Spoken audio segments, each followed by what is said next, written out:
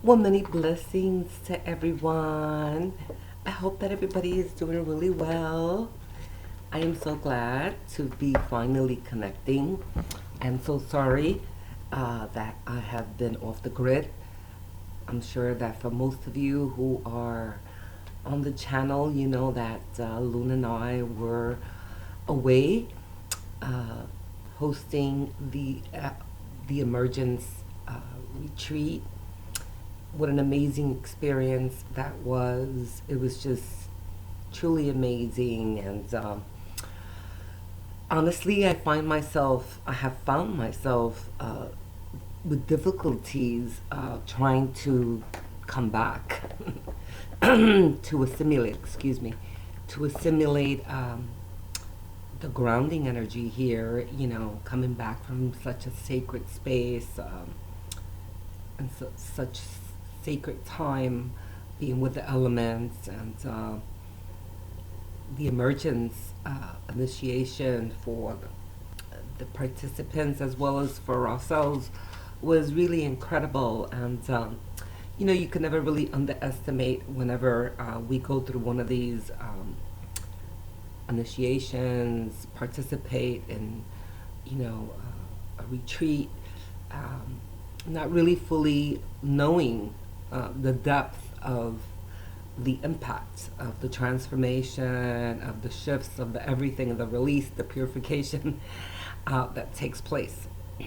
And so it was just truly amazing. I added an extra 5 days to my stay in Costa Rica. So I was there for 2 weeks. And you can imagine that's why I feel like, ooh, like I'm having an adjustment period. But I knew that it was important to connect. I wanted to talk a little bit about, renewal, which was one of the themes of the retreat. Not really always being prepared for what that may mean to us. Renewal may mean taking the time to grieve, to mourn something that has been lost, and coming back from that space of emptiness, allowing ourselves to step into a place of hope, of discovery, of just being open to knowing what is in front of us, Um, Other times it may mean just shifting from one direction to the next, sort of overstaying in a space, or in a relationship or in a vocation that is fulfilled in many ways, and we really just haven't realized it. A lot of times we become identified with what we do, and it is difficult, or what we're being or partaking in a relationship, and it's difficult to sometimes allow ourselves to grow past that state, only because we've identified ourselves with that, and we feel like if we let it go, we'll have no identity. I'm speaking, of course, uh, for all who may resonate with what I'm sharing, but also from personal experience. You know, um, Luna and I went into the retreat knowing that it wasn't just for the participants, for ourselves as well. For those of you who follow her, um, which I know many of you do, and who came over after we started doing the Emerald Paradigm, you know, it was an initiation for her. She is ready to partake in other projects for a shift, and so she will be leaving the office that we share in July. And at this point, I think so will I. And I say I think because sometimes we make plans and the God force laughs. You know, I've been in practice for 20 years. I've always had a space, although I'm like a gypsy. I've had many spaces. Um, Always feeling like this has been a part of my calling, and never quite being able to envision what it would be like. if I didn't offer private sessions. I have clients who have been with me, students, for 20 years. Um, and so this was an initiation for me as well, uh, being at the threshold of, do I look for another office? Will another office come and find me? If I don't have an office, what will I be doing? And reminding myself that my identity is not what I do, but who I am, you know? And so I felt like I wanted to share that because it's something that we can all experience, where we forget that we are where we are at, you know? And if we have a calling, it will find a way to express itself, as long as we're willing to be open to seeing, to allowing the new vision of how that expression may need to take place. Um, and so attachments, believe it or not, attachments to even things and the vocation callings that we feel are so in harmony with what we're supposed to be doing as a soul calling. We need to be mindful sometimes, even with that, because we can become stuck or now allow or not allow a greater vision to reveal itself of what the next step should be, what we should be doing, just taking another direction altogether, you know. Yeah, you know, directions. I really put out an invitation for any of you, all of you who are even a little inspired to explore shamanic work. It is really my joy. It's really one of my greatest passions. I do a lot of things. I do healings, I do readings, I do counseling, I do mentoring. But the shamanic aspects of exploration and development is compared to almost none. I feel it's such a transformative purification and awakening, and it was just amazing. We used an amazing sacred property to do the retreat, and as the days progressed, no exaggeration, there was many ancestral spirits walking the lands, and you know, very present, and even coming back to my hometown, which is New York, Staten Island, I still feel their presence, and I still feel their guidance. Is really profound when we make that kind of connection by going deeply into, you know, the earth and working with the elements. It really becomes part of us, you know, on a conscious part.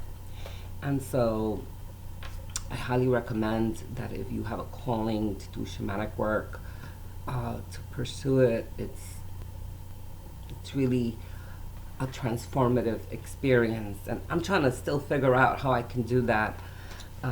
Some have asked if, you know, they can travel here to, of course that would be an honor, and the answer is yes. Some of the apprenticeships can be done on an intensive basis, you know, the principles, you know, be able to wrap that around in a couple of days, and still be as profound. But I'm still working on it to see if I can figure out a way where some of those teachings can be offered distantly in some way, maybe not a full apprenticeship. But anyway, so I wanted to set that out. I hope you guys are doing really well. Of course, we're in the cusp of a new season. April, the promise of the blossoming of what we've planted, new beginnings.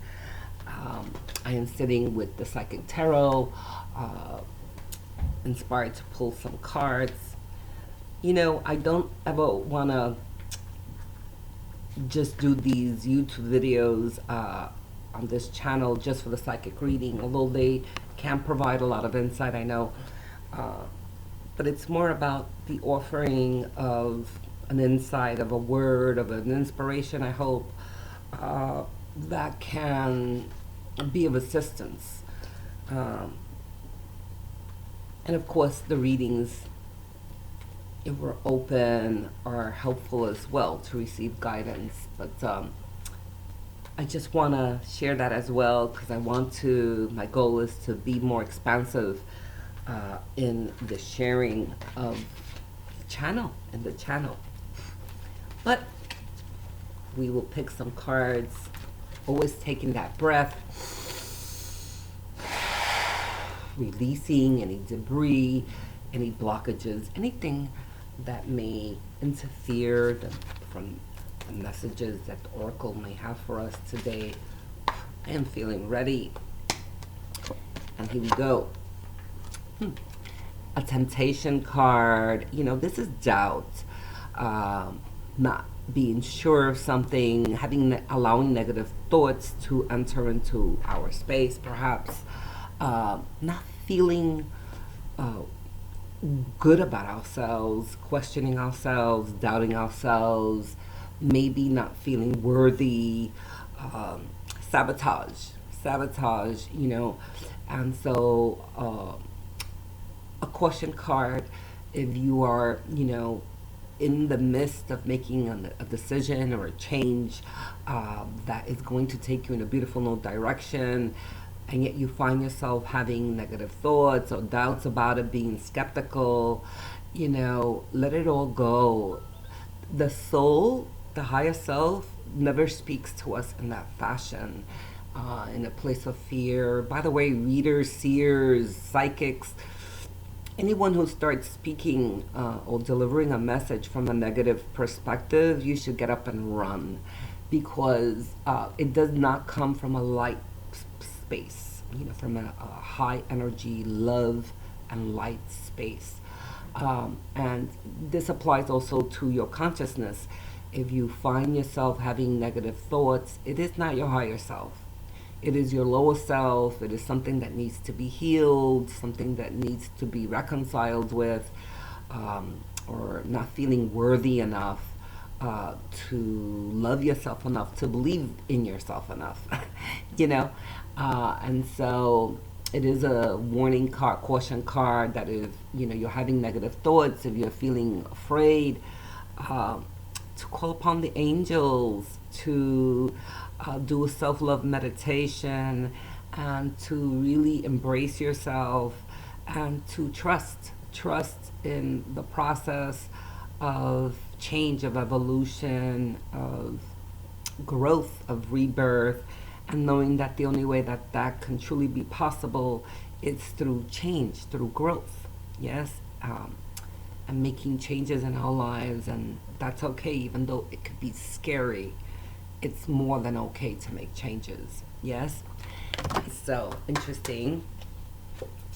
And we have the third eye chakra in reverse, you know. And so if we follow the thread of the message, is if we're afraid, if we're experiencing fear or self-doubt, are we connecting to the higher self? Are you meditating? Are you calling upon your guides? Are you calling the angels?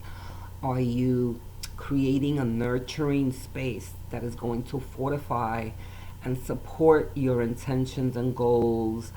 Or are you staying in the physical realm, in the chatter, in the clutter, perhaps low vibrate, you know, not connecting. A lot of times, this is a big one for a lot of the people that I work with. You know, how many times I hear that we don't have enough time to meditate. It's not about the amount of time. It is about showing up, stepping in, and plugging in, even if you have to do it 10 times, for 5 minutes, because it keeps you fortified. It keeps you refueled. Meditation does not always have to be, you know, in a lotus position, in quiet state. It could be a walk in nature. It could be sitting with a candle. I've always tried to share that in a lot of the videos. it's the intention, breathing, taking breaths, intentional breaths for 5 minutes, just stopping and envisioning a cord that's connecting you to a higher frequency, to your guides, to your angels, to your higher self. So when this card shows up in reverse, it is indicating that we may not be making the connection, perhaps, working with a healer, a mentor who is going to hold the field for us until we can hold it for ourselves. Yes? And so, and the third card here is personal and material changes. Very positive card. It's talking about different direction options. I love this card. It speaks to me. I love it. We always have, when we're ready, we have multiple opportunities and directions that can lead us to a higher place. There's never just one, but many ways in which we could reach an intention, a goal, a fulfillment. Be open to the many possibilities. Take your time to look at the many options, the many ways in which something can be accomplished.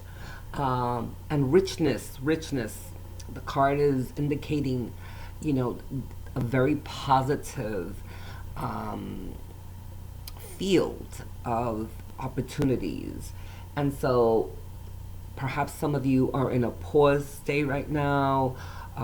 Perhaps you have more than one option in front of you. Make sure that you take your time to evaluate and to see which opportunity is of the highest outcome for you, that is the most in harmony with what your desires and fulfillment is. Be grateful. Be grateful that the universe is providing more than one opportunity for you. Yes. Interesting reading. Yes. Caution cards, sabotage. Be mindful to not spend too much time in that lower brain of doubt, of skepticism, of loathing, of low self-worth, and all those ugly feelings that don't inspire us. The invitation to make sure that you connect. Very important. We can, if we're not plugged in, then just like an appliance, it's not going to operate. And so we can have all these wonderful appliances, but if we're not plugging them in, we're not getting the resources from those wonderful appliances. If you do not plug in, you're not going to be able to take advantage of all the resources energetically, cosmically, earthbound, from the earth, Mother Earth, that are available to you. Make sure that you plug in. And if you're having difficulties with that, perhaps it's time to, connect with someone who can guide you in that direction. I will put something in the description if anyone is inspired to reach out, distant readings, sessions, or things of that nature that can help if you're inspired. And of course, opportunities. Take advantage, become the observer, take a step back, and don't be hasty in making decisions. Stay in a place of gratitude, knowing that there's many ways in which you can expand. Yes, but the readiness is definitely here. Ooh, that was very insightful. I hope that it spoke to you in whatever unique way it needed to. Always love the validation of the oracles, and always love to hear what you guys receive from it. Always grateful for the comments that I receive in the channel, and I'm always open, of course, to discussing or sharing any topics that you would be interested in having me share about. here. Of course, I'm here for you. So don't hesitate to share those, suggestions and the comments and resonation if the reading resonated. Yes? Well, I am glad to be back. I will promise that I will be back very soon. I'm going to try to create a schedule out of this crazy schedule that I keep so that I can connect with you guys more often on a more frequent and regimented schedule. But it was wonderful connecting with you today. I am so very glad to be back. And as always, leave you with my love, with my light, and with my peace. I hope you have an amazing day. And I hope that you remember that I love you very much. Yes? Love you. See you soon.